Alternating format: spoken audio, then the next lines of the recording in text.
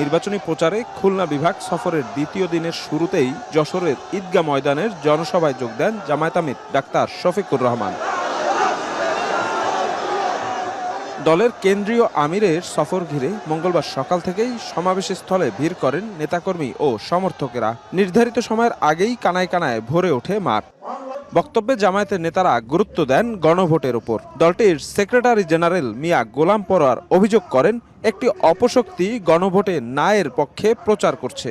একটি অপশক্তি ভিন্ন মতকে দমন পীড়নের জন্য জুলাই সনদের ভিত্তিতে যে গণভোট হচ্ছে সেই গণভোটের নাতে ভোট দেওয়ার জন্য ভিতরে ভিতরে ক্যাম্পেইন করছেন। আমরা গণভোটে সবাই হা বলবো। জামায়াত আমির ডাক্তার শফিকুর রহমান বক্তব্যের শুরুতেই প্রতিশ্রুতি দেন যশোর পৌরসভাকে সিটি কর্পোরেশনে উন্নীত